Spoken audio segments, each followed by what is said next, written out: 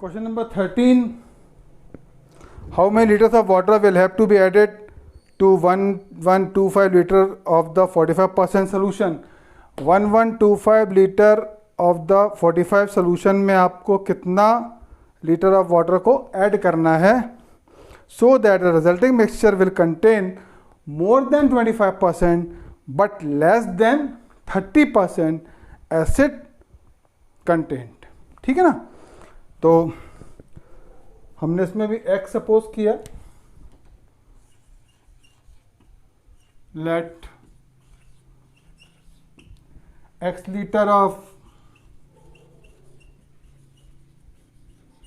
water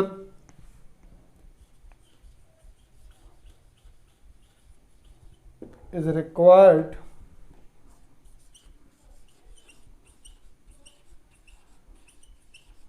to be added. जब आपने 1125 में x लीटर को ऐड किया है तो टोटल मिक्सचर क्या हो जाएगा? Therefore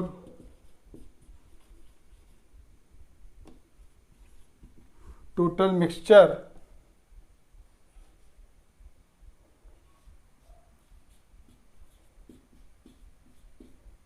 (1125) plus x litre. अब कंडीशन पे जाइए. कंडीशन क्या उसने बोली है?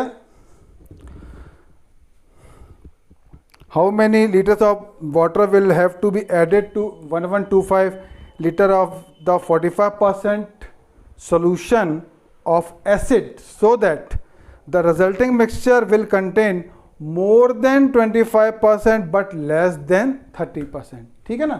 दो कंडीशन दी है. more than 25% but less than 30%. so more than 25% मतलब क्या होगा?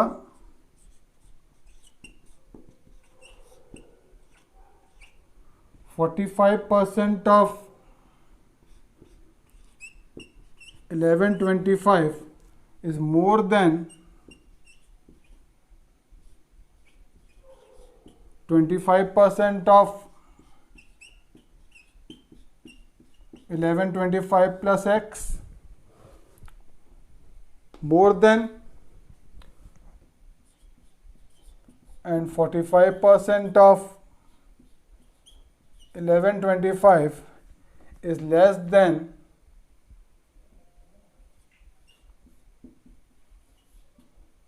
30% of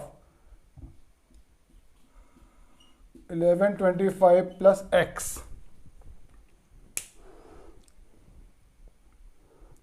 सो 35% ऑफ x से लेस होना चाहिए और 25% से मोर होना चाहिए. इसको चलिए सॉल्व करते हैं हम लोग. ये हो गया 45 into 1125 upon 100 is more than 25 into 1125 plus x upon 100. 45 into 1125 is greater than 25 into 1125 plus 25x. Shift किया.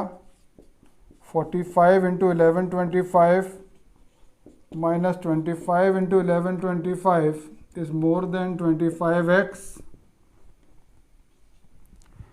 1125 हमने कॉमन ले लिया. 45 minus 25 is more than 25x. ये हो गया 1125 into 20 upon 25 is greater than x. 1125 into 20 upon 25 is greater than x.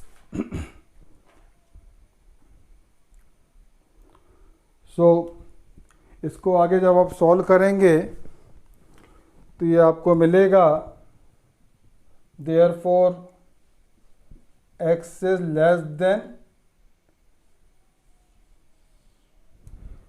900.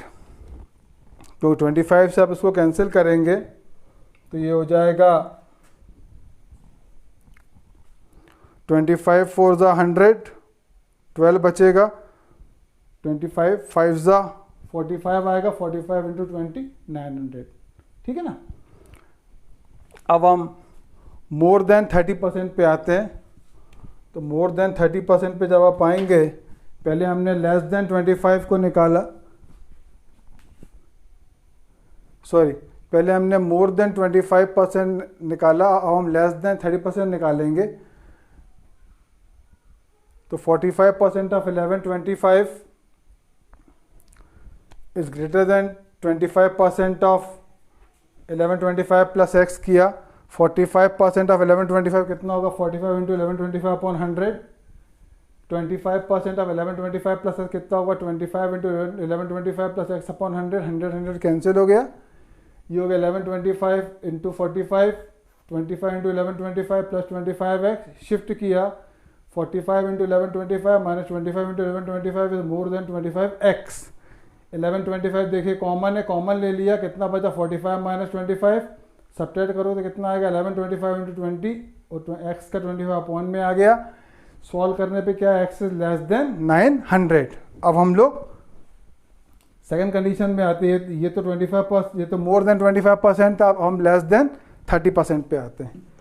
तो less than जो हम 30% पे आएंगे तो ये हो जाएगा 45 into 1125 upon 100 is less than 30 into 1125 plus x upon 100। ये हो गया 45 into 1125 is less than 30 into 1125 plus 30x। Shift किया,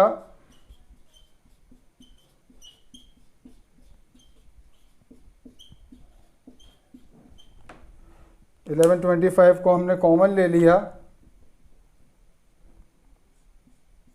1125 कॉमन लेंगे तो क्या बचेगा 45 minus 30 is less than 30x। ये हो गया 1125 into 15 upon 30 is less than x।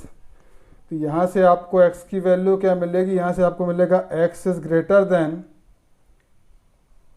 यहाँ से आपको मिलेगा x is greater than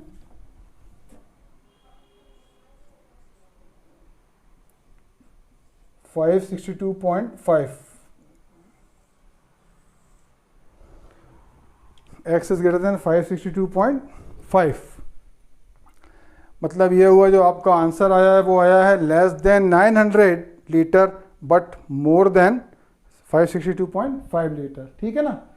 question था आपका how many litre of water will have to be added to 1125 में कितना वाटर ऐड करे जाए। हमने कितना बोला, x लीटर हमने वाटर बोला, तो न्यू मिक्सचर कितना होगा 1125 प्लस x हो गया।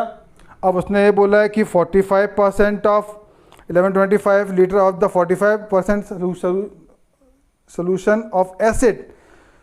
तो रिजल्टिंग मिक्सचर जो है वो मोर देन 25% और लेस देन 30% हो, मोर than 25% but less than 30%।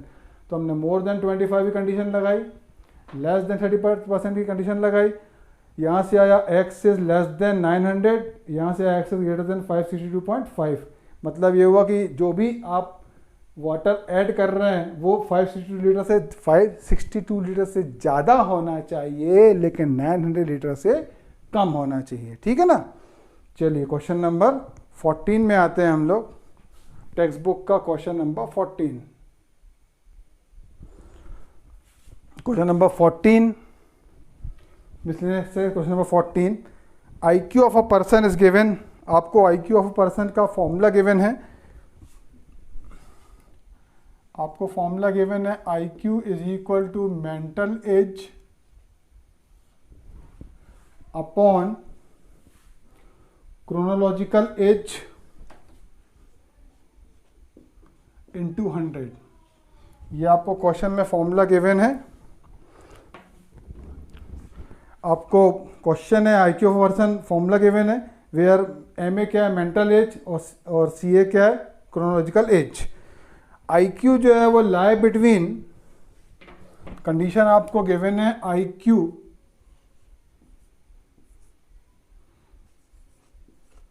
Lie between 80 and 140, 80 and 140 IQ given है, lie between 80 and 140 of a group of 12 years old children. मतलब क्रोनोलॉजिकल एज कितनी है 12 years एज, क्रोनोलॉजिकल एज कितनी है 12 years, ये आपको गिवन है। तो हमने आई क्यू का फॉर्मूला पुट किया, आई क्यू का आपको फॉर्मूला गिवन है mental age upon chronological S multiply by 100, और आपको क्रोनोलॉजिकल एज जो है वो 12 गिवन है। तो हमने क्रोनोलॉजिकल एज की वैल्यू पुट करी 12,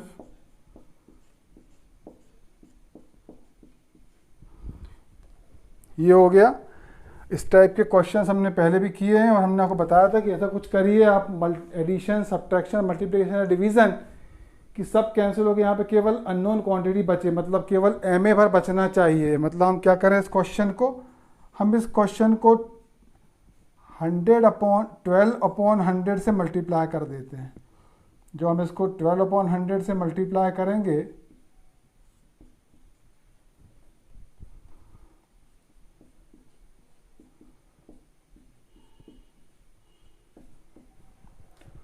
तो 140 इंटू 12/100, तो इसको सॉल्व करने पे आएगा 9.6, यहाँ बचेगा कितना एम ए, इसको सॉल्व करने पे कितना आएगा 16.8। मतलब मेंटल एज जो होना चाहिए वो 9.6 और 16.8 के बीच होना चाहिए। 12 years ओल्ड बच्चों की मेंटल एज क्या होना चाहिए 9.6 और 16.8 के बीच में होना चाहिए।